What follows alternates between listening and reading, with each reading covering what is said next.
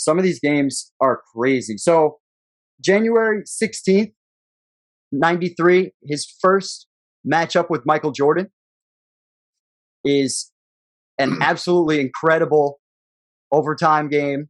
Pretty sure it's overtime. Yep. Yeah, overtime game, 128 to 124.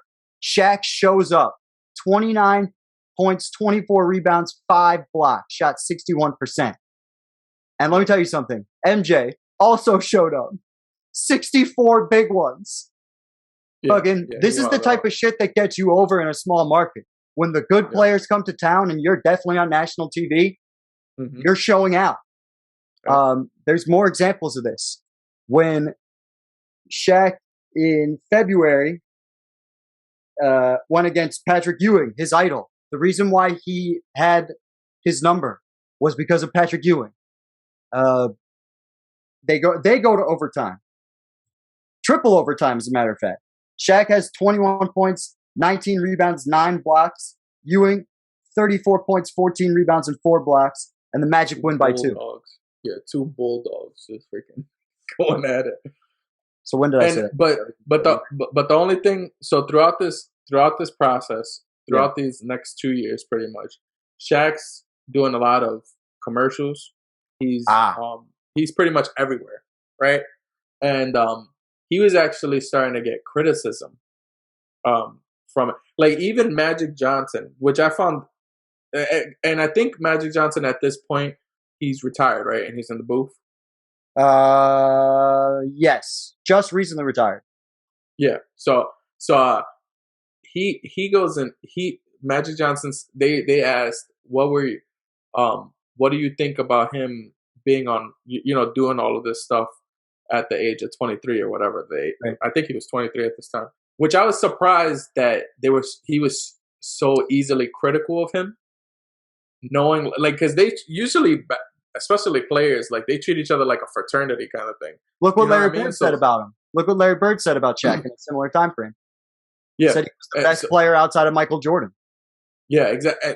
By the way, Larry Bird was just for a mean guy, this dude complimented everybody. What the hell? He gave the biggest compliments all the time.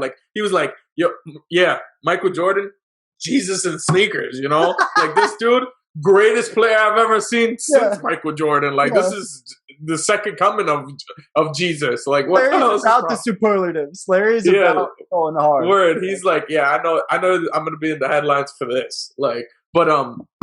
But in terms of Magic Johnson, he was at his age, I was focusing on how to get better, not focusing on media and all this other stuff.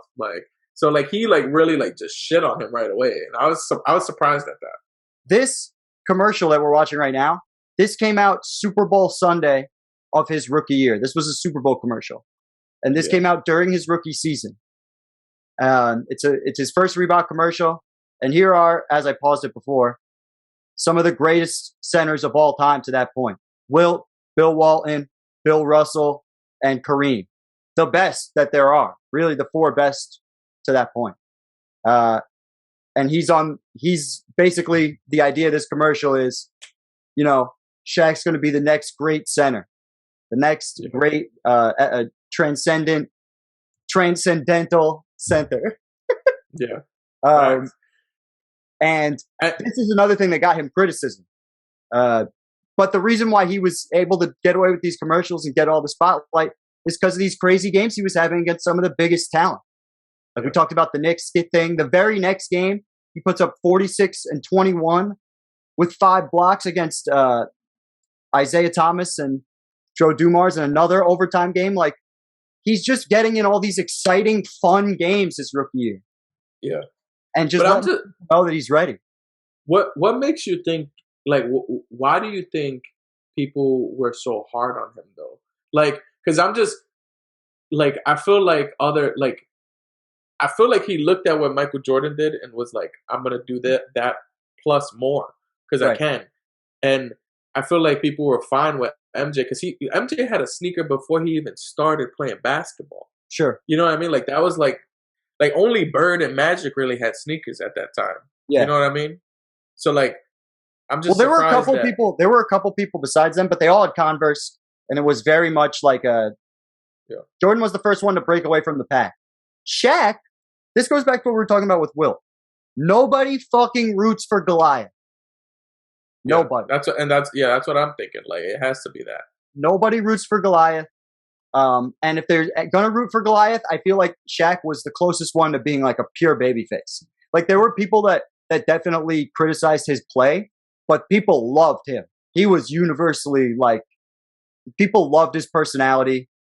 Like, would you? And I feel like, especially listening back to some of the games and stuff, sure. At that time, do you feel like the announcers had like the brains of like peanuts, like the way they talked about the game, and like, do you feel like that? Because I feel like they would say like dumb shit like all this time, and this is like we talked about this during Michael Jordan's legacy breakdown.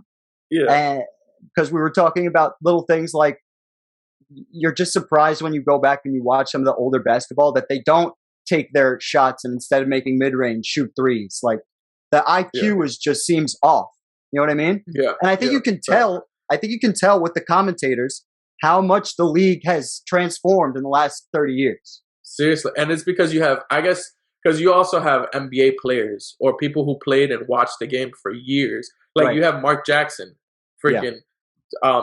Announce, like, calling the games, and he like literally is one of the smartest basketball coaches and everything of the last like 20 years. So it makes sense. The game sounds and looks much more sophisticated than it did previously. Facts. Yeah, 100%. Because I listen and I'm like, yo, these guys are idiots. Like, I think that a lot. Like, and with the IQ, like, when you see spacing on the floor in the early 90s. You're just like, why? Let's just do this. Let's have everybody just like be, you know how much easier this could be if you just took 10 feet further backward?